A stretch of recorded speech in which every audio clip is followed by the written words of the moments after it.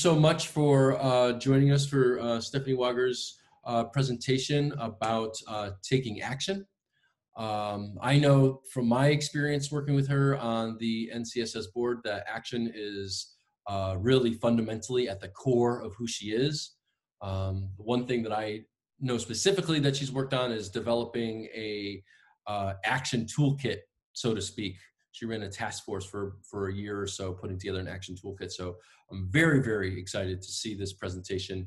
And without further ado, I'm going to turn right over to Stephanie. Stephanie? Yeah, thank you, Tony. If you were attending our morning session, I sort of alluded to this and dropped a few hints. And so my purpose today is to provide a little bit of an overview of what is in that toolkit and then share the draft of that toolkit for you to have as you go on your way. There is a bit.ly link on the slide. Hopefully you're seeing that on your screen. So if you want access to these slides, feel free to type in that bit.ly link. I will say I did want to use Pear Deck, but to make this a little more interactive, but it was not working for me this morning. So we will just do our best to use the chat box, and I think we're a little small enough group that we can also just unmute. So we'll be flexible and fluid.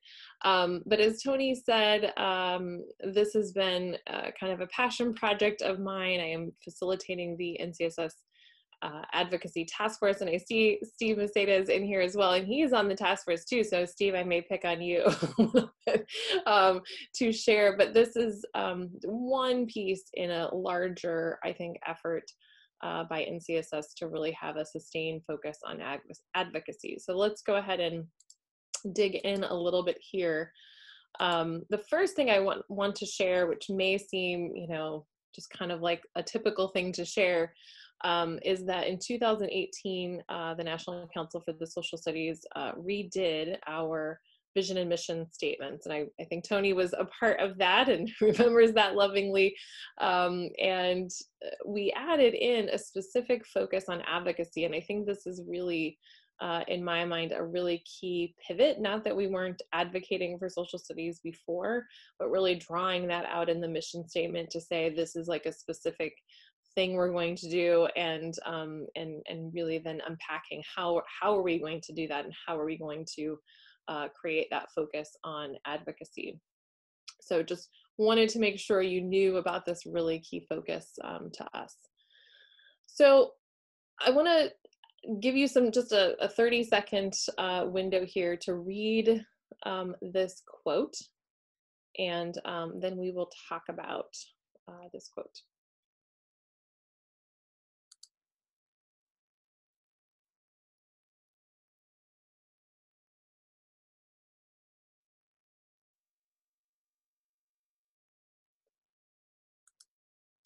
All right, let's come back together. So I came across this quote in doing some research about NCSS's 100th anniversary. This quote was made by John Hafner, who was the president of NCSS in 1952, and he was giving this quote in an interview in 1994 as NCSS was preparing for their 75th anniversary. And it really just sort of struck me in terms of the connection between his quote and as we think about advocacy. And so I'd love to ask you, what did you think of when you came across this, or when you read this quote, I should say? What struck you about it? And feel free to unmute or type in the chat box.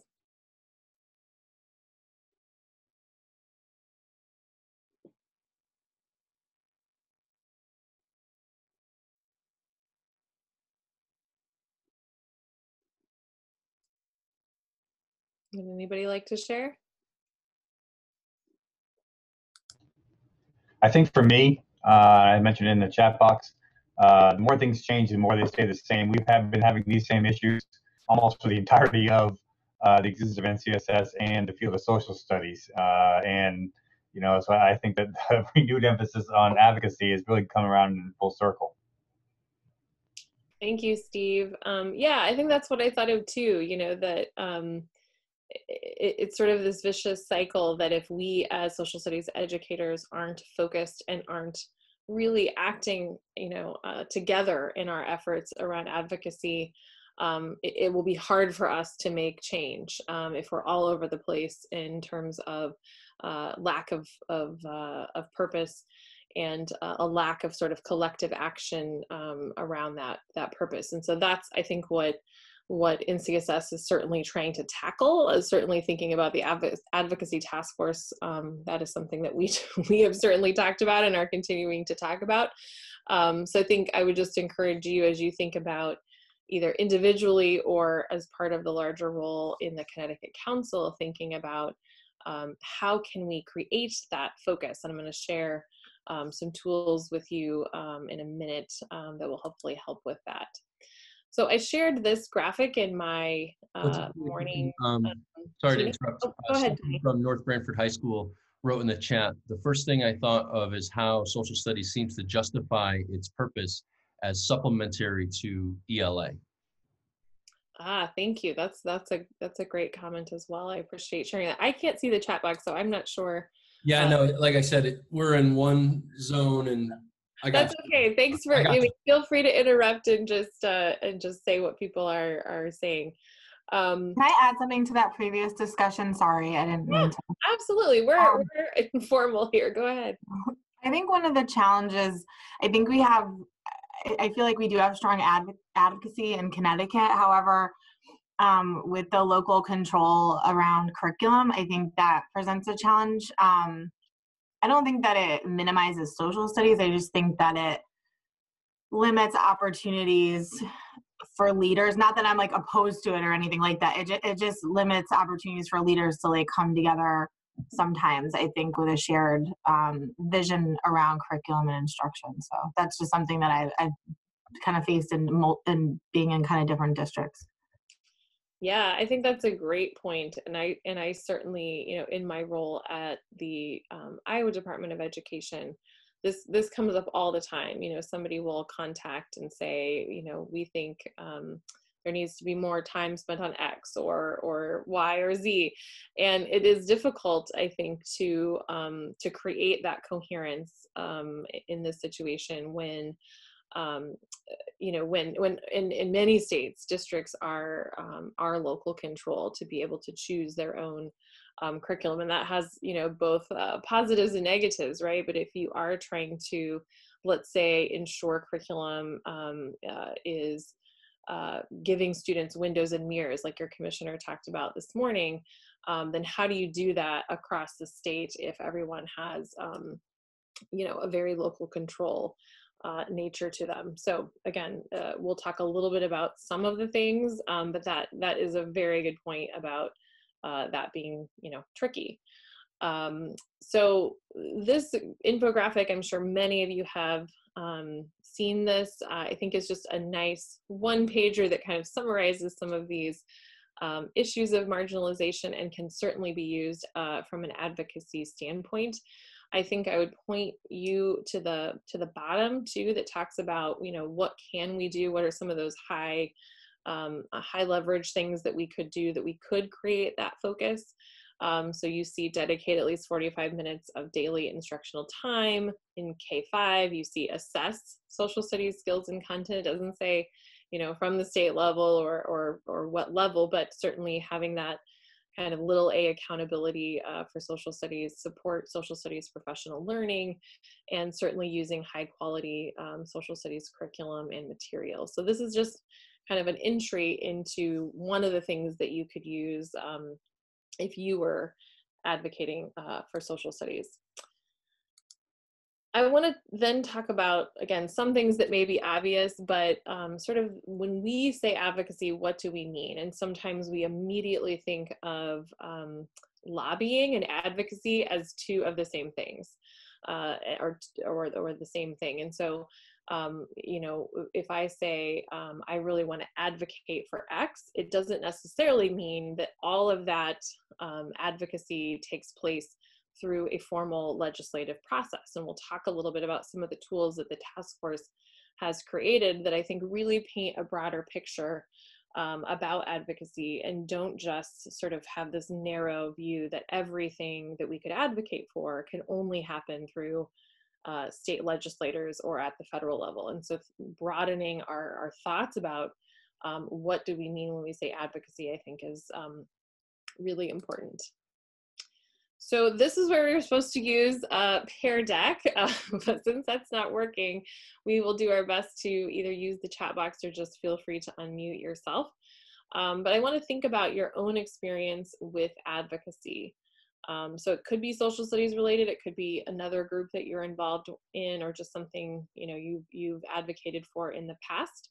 So I want you to think about what made it successful, or why did it fail? Or maybe it's ongoing and it's still in process. So just take a minute to think about that, and either unmute or put a response in the chat box, and then we will come back together.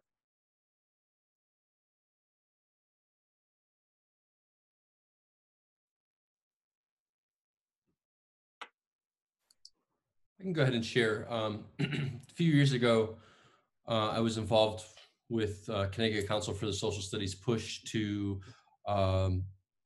finalize and get adopted the social studies frameworks in the state of Connecticut. Also to promote the addition of a social studies consultant at the State Board of Education, and to have a social studies position statement that was adopted by the State Board of Education as well. That was an amazing feat, and I was just one of the people that helped with that. Many people helped, and I think the one thing that I remember that helped make it successful was collective action, right? So folks that were not guaranteed, were coalesced around a common cause with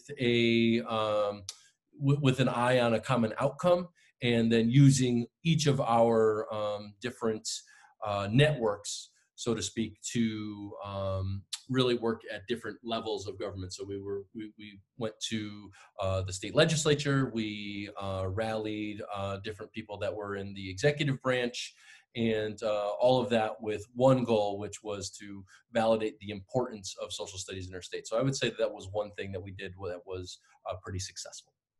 Thank you, Tony. And I feel like I maybe planted you in the audience, because I think you talked about a lot of things that we would talk about in the toolkit as well. Number one, collectively, right? You were organized. It wasn't just you on your own sort of messaging this. You talked also about sort of using different avenues of government, and we'll talk a little bit about this more. So often, especially being in a state Department of Education, I see people only thinking about the legislative branch, right? And there are two other branches. So thinking about how those interplay and how you can take advantage of that interplay, I think is a really important advocacy step. And so we'll talk a little bit more about that. And then you also talked about, going back to our John Hafner quote, that common message. Everyone was organized around a common message. So I think that's another really critical point here. So anyone else want to volunteer either what made it successful or why did it fail? So I'll talk a little bit because I do like the sound of my own voice. The Institute here, the Lou-Fry Institute, spent many years working to get civic education really as a key course in Florida, a mandated course. And so we partnered ultimately with another institution, Bob Graham Center, and with key stakeholders, teachers, parents, community leaders, and particularly social studies supervisors across the state, and ultimately found allies in the state legislature and ultimately Justice Sandra Day O'Connor. And we ended up getting finally the Justice Sandra Day O'Connor Civic Education Act passed, which mandated civic ed, implemented high stakes assessment, and things like that. And ultimately, as Tony mentioned, it really took a lot of collaboration and a lot of work with a variety of different stakeholders, relying on just the politicians or just the teachers would not have been enough. It required really coming together a full scale effort through sort of collaboration and some level of compromise across the state. Thank you, Steve. And Steve is in, I think you said this, but just to emphasize, Steve is in Florida. So another example of how even different states, we might see different approaches, but some commonalities as well. And I think one thing I would point out, Steve, about your effort that you mentioned, but was getting kind of a celebrity, right, to certainly help with that effort. And that is something that other states have also done, is getting somebody who's kind of a notable person either in the state or could be outside of the state, to at least be kind of a spokesperson for that issue to try to advance whatever that is. So thank you for sharing. Let's go ahead and move on just really briefly. When we're thinking about advocacy, kind of high level, I think about the 3 Ps of advocacy. So first of all, and Steve and Tony both talked about this, having a purpose, like what is the why, a clear understanding of what is needed to begin the process to advocate for others.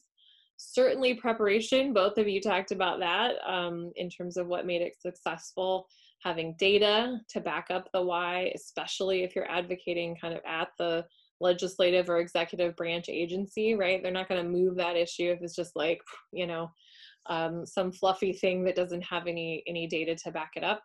And I think the third one for me is where I see a lot of advocacy efforts fail, and that is persistence.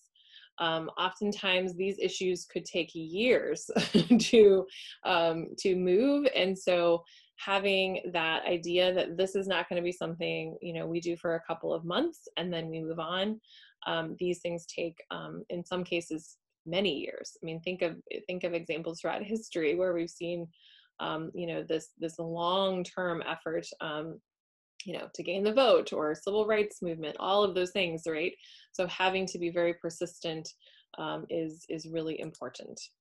So I'm going to share a few observations just from kind of my own world that hopefully will be helpful here. So number one, things that stick are almost always based in both the carrot and the stick. And what I mean by that is a lot of these initiatives that we're seeing in states, and I think Steve would agree with us about the Sandra Day O'Connor Act, there's some carrot to that in terms of, maybe in some states, grants for districts to apply for, or some sort of incentive to do that thing, or whatever that thing is that we're trying to accomplish. But there's also often a stick, meaning some sort of requirement, like, the minutes example for elementary social studies. You could say that this is required, but then there are also some carrots offered to get people to do that. If you're thinking about kind of a formal advocacy ask, I think you want to think about both carrot and stick as part of that. This next one goes right along with what I just said. Persistence, persistence, persistence. Super important, right? And the organization part is also very important. And this is, I think, when organizations or individuals get their way, almost always they have these two characteristics, that they're organized in their approach, and Tony talked about this a little bit, and they're very persistent. Tony touched on this as well, and Steve, I think, as well, that understanding all aspects of the system, super important, right? So many issues that you could advocate for, as an example that we'll talk about in a little bit, you could totally bypass the legislature and work just with your State Department of Education, as an example, to get something done in many cases. Some things, may be legislative. Some things you could work directly with your governor's office to get to happen, right? So it doesn't have to be only asking folks to reach out to their legislator. It can absolutely be working all aspects of the system, because the system also talks to each other. So trying to get them to understand that you really have to work all aspects of that is really, really important here. Consistent message, use consistent vocabulary, and anything that can connect to another initiative that's already happening. So like in Iowa, for example, we have a Future Ready initiative. And so if I were wanting to push a social studies related initiative, I would want to connect with, here's how social studies helps kids be future ready, so that I'm attaching it to something that people already know and already support, and we can just try to fold it into that rather than saying you have to do some totally new thing, right? And then of course, consistent message. And oftentimes, I mean, many of you probably use social media. You want to be organized about, you know, a consistent hashtag that you're using, or consistent vocabulary, especially in social studies. That can get, you know, dicey. If you have people that are using all different language, then that confuses people. So that's really key. And then the last one I will share is that state government agencies really hate it when they look like they're behind, especially other states that might border your state. So the more that you can, you know, point some of those things that might say, you know, we're behind in X, Y, or Z, or this other state is doing this great initiative around the seal of civic readiness, and we don't have anything for that. It can sometimes be really helpful in pointing that out so that they see that other people, other states are doing something that they are not, can sometimes be very helpful.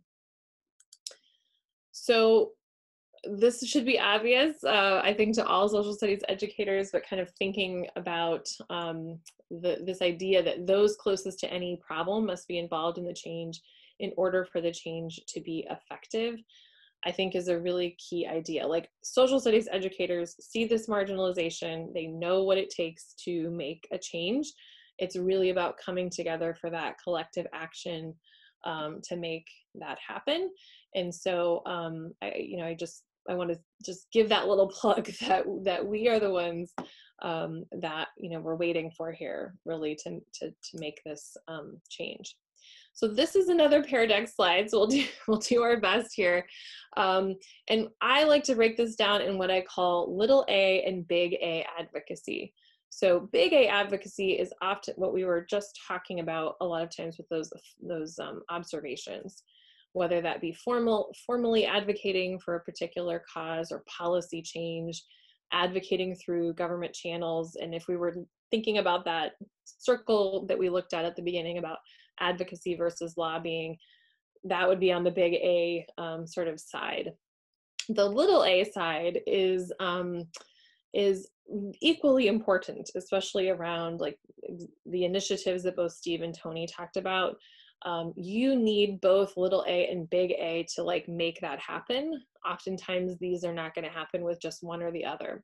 So when I say little a, I mean really organized efforts around more informal channels. So maybe that's an op-ed campaign. You know, everybody in the state writes to their local newspaper about whatever the thing is to encourage action to help about that. Maybe that's a social media campaign. Maybe if you heard me talk in my keynote at 8 o'clock, maybe that's, I talked about the Target grade book that didn't include social studies. So when I saw that, I tweeted to Target right away and said, come on, Target, you know, what's happening here? So that is little a advocacy, and those things are just as important to kind of work the system and not see this just oftentimes as a legislative process. So let's pause there and just have a quick discussion, especially thinking back to our examples from Tony and Steve, or if someone else has an example. If you think about those advocacy efforts you've been involved in, was it little a, big A, a combination of both that sort of helped make those a reality?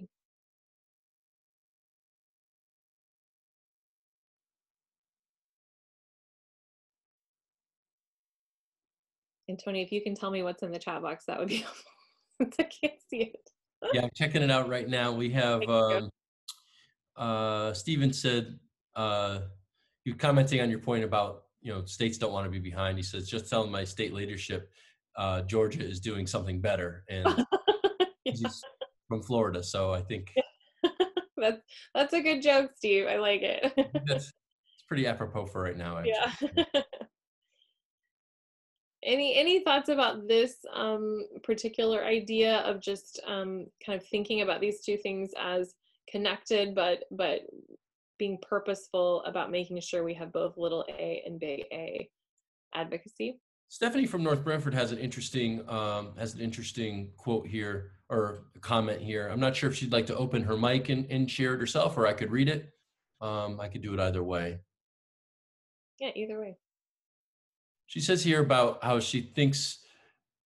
She says, I think this even resonates on the local level in terms of advocating for change within district. Neighboring districts can be great comparison point and persuasive to admin and BOE. So not just at the state level, but also at our local level as well.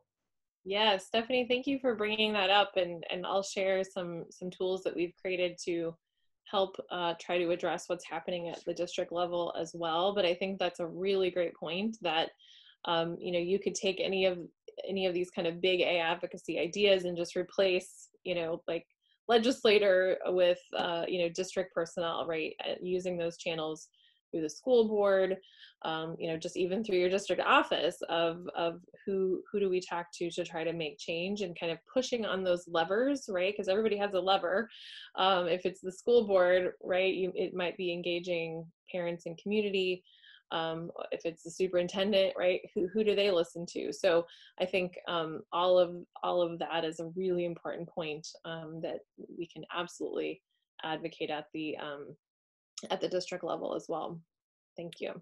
Stephen from Florida, he backed that up by saying, you know, sometimes you need to do the little a before the big A is even possible, which I thought was a really great point. Yeah, that's a great point, Steve. Thank you. Absolutely. And sometimes that's what gets the attention, right? Maybe it's a social media campaign. I mean, many of you might be familiar with like the Civics Now hashtag, or Civics is Back, that Illinois uses as part of their initiative. So sometimes it is, you know, building momentum through some of those little A things to make the big A even possible. So thank you. So we won't spend a ton of time on these, but I have a few just sort of case studies to think about. And going back to my point this morning about sort of social studies is missing, this is something I see so often, just things that I encounter where it includes ELA and math, sometimes science, or oftentimes science, and then no social studies. So many of you may be familiar with Ed Reports. It is a website that they evaluate alignment of curricular materials and sort of give those materials a grade, and it's very popular with district personnel. And so you can see from the screenshot here, they don't do this for social studies at all. And so thinking through the idea of little a or big A advocacy, I want us to think through that a little bit, because of course Ed Reports is not a government agency. So if I contact my legislator to change this, that's not going to be very effective. So what would I do to try to get Ed Reports to add social studies if that were what I wanted to do, if that was what I wanted to tackle? And so just think on that for just a second, and we will try to come back together to talk about that. So just take about 30 seconds or a minute to think about that.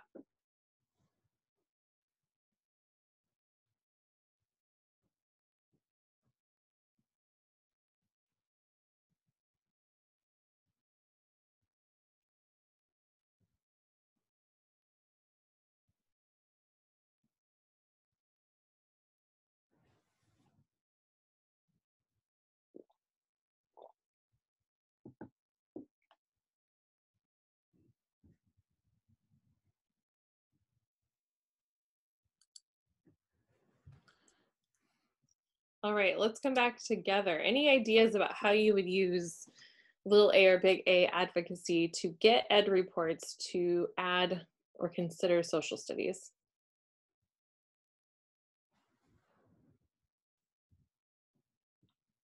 One thing that Stephen says is that he thinks that direct outreach would be important here, especially, or excuse me, perhaps organizationally, state councils sending a joint request, for example.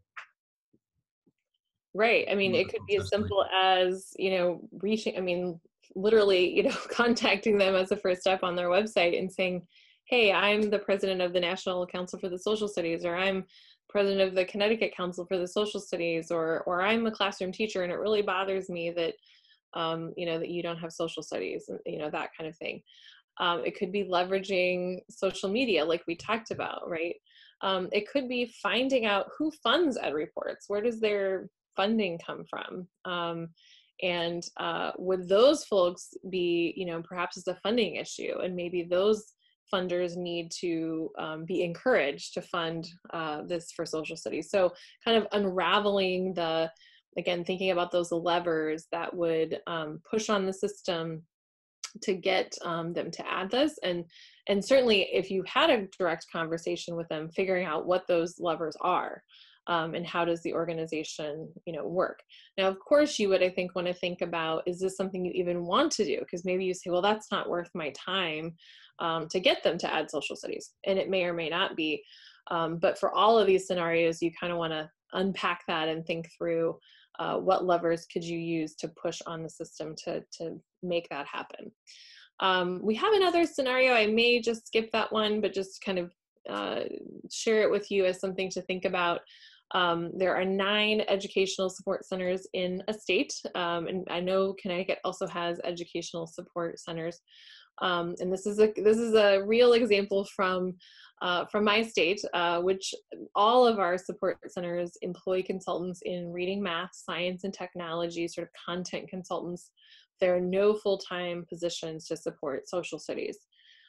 So again, thinking through how would you use both little a and big A advocacy, especially big A, since they in my case do receive funding from the state to support educators in their region. So how would I use the combination of those to sort of push on this would be something to think about. So any thoughts? I don't want to spend a lot of time, but any thoughts about this one, or just kind of this idea in general? Well, this is really interesting to me because I actually had this role here in Connecticut for a bit. And, there was some momentum around the implementation of the frameworks. But to your point, I think the big thing would be the specific state funding, because a lot of the work that came to the Regional Service Center was driven by grants and funding that's, allocated to districts. And so that really drives their decision to do that work. So I think that would be a big part of it, looking at the funding. Also looking at, for me, a big thing is looking at, the interdisciplinary and integration opportunities and project-based learning that exists around social studies, and sort of pushing towards that work as well. At the state funding level, I guess, is really where it begins. Yeah, thank you, Sarah. I completely agree. And this might be, in fact, one of the things that our state council did here was actually tabulate how many consultants do they have in reading, math, science, and technology, and try to do some tracing of the funding as well, and really created, I would say, I think there were bar graphs to show, okay, you've got nobody over here, but you've got 20 people that are supporting technology, and that did really help in making movement on this, because again, it was sort of that comparison thing and saying, you've got all this support over here, but it's zero in the social studies bar, right? And so, and then started to push on legislators, because legislators fund these centers. And so I think it's exactly what you said is a great point. And I think to disciplinary and interdisciplinary thinking, what does some of that research say about the necessity to bring in interdisciplinary thinking, and how could you leverage that to push on that issue as well, I think is another great tactic that you could use. So thank you for sharing that. So these are just some case studies to kind of get you thinking about how you could tackle some of these issues if they were issues in your state or your context. So one, I think, major tool, and Steve was a part of creating this, so I want to give props to him as well as part of the task force, that we really think will be helpful are these, we call them the GATT Social Studies rubrics. And if you're in the slides, you should be able to click on that state level rubric and district level rubric. But what we tried to do, and again, these are a little bit in draft form, but what we tried to do is think through what are all the healthy indicators that we would want to see if a state was really doing social studies well, or if a district was doing social studies well, and tried to create a rubric to do that and to kind of break apart. So you can see a snapshot of the rubric here, and so one category is around support, and so this is a snapshot of the state level rubric, and you can see a couple things we've already talked about having a full-time social studies person at the State Department of Education, and then full-time support folks at the regional offices or centers. And so the idea is an individual or a state council would go through this rubric, score themselves, so it's a little bit subjective, and then they would use this as a starting place to say, okay, where are the areas that we're scoring in red or in bronze? And that's going to help me as a council or me as an individual reflect on what areas can we now go advocate for. So the purpose behind this was really to help create some of that focus, so that it's not so overwhelming of like, oh, how do I advocate, for social studies writ large? But now I have something that helps me create that focus of saying, oh my gosh, we don't have a state person. That could be an advocacy thing that has nothing to do with the legislature. And I could maybe tackle that, not easily, but might be a little easier than some of these other things. And so I would encourage you to click on those links, save these rubrics, use these as a kind of starting place in your state level advocacy work or district level advocacy work. And I'm just going to click on a few more. Well, I'm first going to ask you how you're feeling, but I'm going to show you a few more screenshots of those rubrics so we can kind of walk through some pieces. But I'm going to pause just for a second. You can't drag your dot to how you're feeling, but if anybody has just any quick feedback about so far what we've shared, I just want to get some quick feedback if there are any questions. Some folks are really looking forward to getting access to the bit.ly link. If you wouldn't mind, could you just go back to the first page and I'll write it down and then I'll put it into the chat? Because like I said, you and I are in the Zoom program and everyone else is in the feed loop program. So, that's why you're not seeing it. So if you wouldn't mind, I can try to jot it down and put it in the chat. Yep. Let me go back. Sorry, guys. No, I'm sorry. Thank you. Yeah, everyone's like, now I really want access to that. Oh my goodness. Now I'm messing up my program here. Just a second.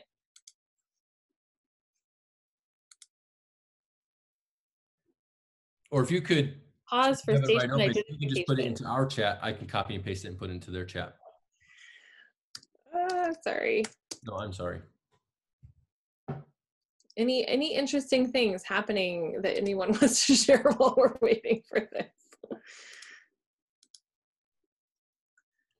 Something that's been happening recently in our state is there's been a big push and movement for teaching of Black and Latino studies at our high school level. There's been a group that's been working on that for just about a year now, meeting. Thank you, Stephanie, for putting that in there. So meeting and developing curriculum, and that's going to be ready to be rolled out soon in terms of being offered as an elective in each high school. So that's something that's been happening as of late in terms of social studies curriculum. Yeah, and I was lucky enough to be able to take a peek at that and do some review of that, and I was just super impressed. So thank you for all the work around that, and that's something that the rubric does sort of allude to in parts. And so I think from what I can tell, it sounds like Connecticut is really making a lot of progress around high quality curriculum and access, kind of that windows and mirrors concept that Commissioner Cordona talked about this morning. Okay, so Tony's copying, I think, the bit.ly for you. I put it in the feed loop chat, so everyone has access to it now. It's a link, it's a bit.ly link, so everyone has access. Perfect. So if we're thinking about, if you're thinking about the rubric itself, so let's say that I scored myself saying, the state requires districts to assess students in social studies. I said there's no accountability, and then the state doesn't require a certain number of minutes for social studies at the elementary level. So let's just say that I hypothetically did that scoring. That would then give me, I think, a really good window into saying, okay, these are the 3 areas that we scored the lowest in. Maybe these are the 3 areas that we need to most tackle when we're thinking about, either at a state level or district level, a comprehensive advocacy approach. And so there, after you kind of take this rubric and fill it out, you'd want to really have a conversation, either as an organization, or I guess a conversation to reflect with yourself, to think about, you know, maybe there's 10 things on here that you didn't score well. What are 2 or 3 things out of the 10 that might be realistic to kind of, you know, tackle first? So this is our goal in this rubric, is really helping create that focus, helping direct some of those things that you may not even have thought about, that are issues that oftentimes ELA, math, and science already have access to. And so that's where some of the thinking behind this came from. So I'm going to skip that one. And so just to say example results, right? And again, to what I just said, I might take a look at all of my results and say, ooh, these 2 results were red, we're in the red category. And so these are the things we need to tackle first. Or I might say, you know, this red category about the state doesn't require a certain number of minutes for social studies, that's going to be like an impossible lift. And so maybe I want to do this other red, or maybe a bronze one that I want to tackle, because, you know, some of these may be more difficult than others to try to bite off.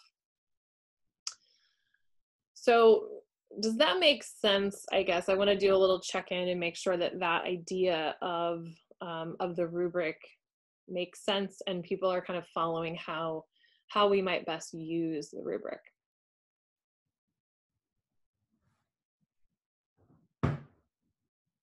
Does anybody have any questions or thoughts?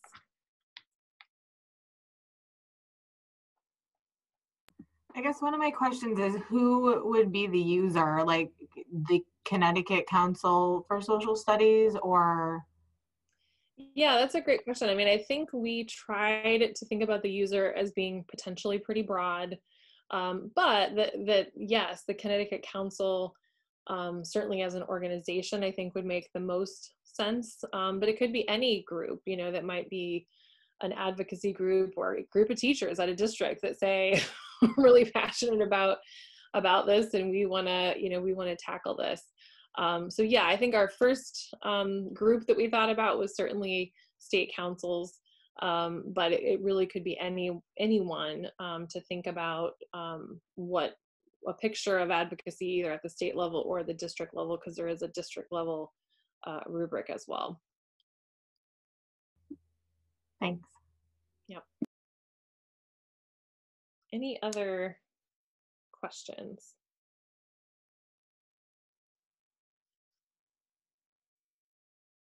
Okay. So the other thing that we encourage as part of the toolkit is, once you kind of decide, you know, here's what I want to bite off, right? You really want to think about, why is that happening? And to Tony and Steve's point about advocacy efforts that they had worked on in the past, you want to think about, you know, the root cause of those issues. So we have some of these tools in the toolkit to help kind of unpack issues. And this is just one of them, the 5 whys process, which many of you might be familiar with. And why we encourage folks to do this is because as you're advocating, you really want to focus that message to what is the root cause of the problem, and be able to, you know, to tackle it from the root cause rather than kind of that higher level. So the example about elementary minutes, you know, students in elementary school not having access to social studies, why is that happening? You know, getting to the root cause of that is going to be really important to be able to tackle that issue in some comprehensive way in your state or your district. couple other things that we have in the toolkit that we think will be really helpful for this is one document that's called Evidence to Build Your Message. So this is I think a 4 or 5 page document, and it's laid out in the way that you see on your screen. So the idea here is that depending upon what you're going to tackle, you're probably going to need specific evidence to help build your message, right? So we've linked in several, articles, studies, white papers, things like that, and then identified like here's why you might need this thing. So you can see this particular collection is a lot about the skills of social studies are critical to today's job market. So let's say I'm trying to argue that social studies makes students like future ready, then this entire collection of articles might be really helpful for me if I were sharing something with a legislator or with a district superintendent or a school board member. Like, here you go, right? I don't have to go search for all of this evidence to build my message. So that's the intent behind this document. And like I said, you will get access to this. So don't worry, before you leave, you'll get the link to this.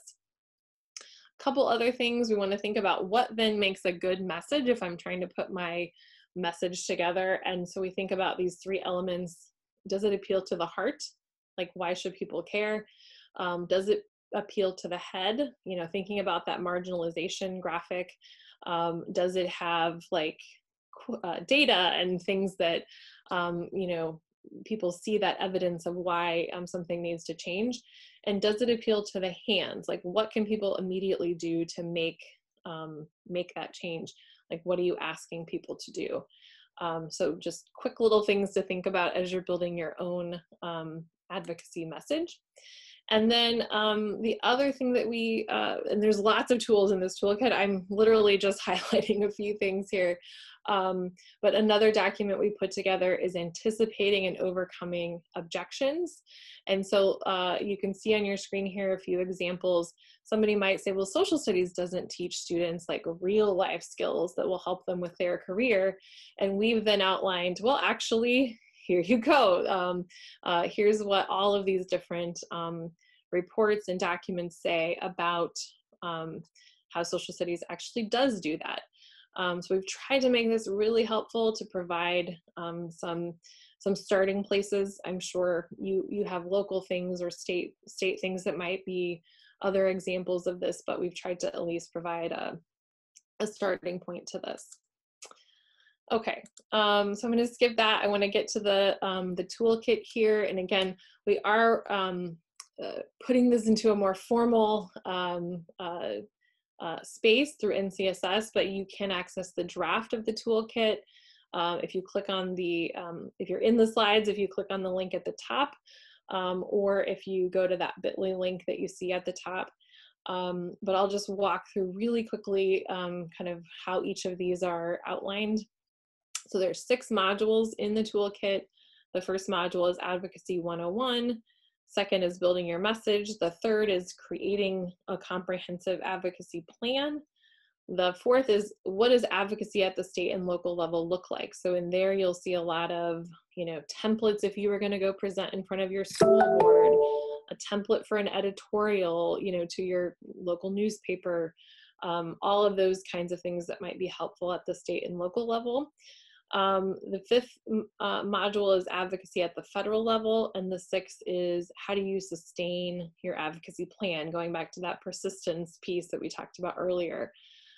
Each module includes a slide deck, which is really meant to provide you as the user with background about that particular module, a notes document, and then a folder of resources. And so again, the intent is kind of twofold, not only in providing you with some background, but also in providing lots of tools that might be helpful to use as you're putting your plan into action. A couple of the things that I shared today, the rubrics, the anticipating and overcoming objections, that kind of stuff is all in module 2. So those were just some examples from module 2 that I shared today. And like I said, there's lots there, so you could get a lot more depth of this if you started digging into those toolkits. But we are excited at NCSS to sort of formally launch this pretty soon and really think about the ways when we can, systematize this to provide more support specifically around advocacy.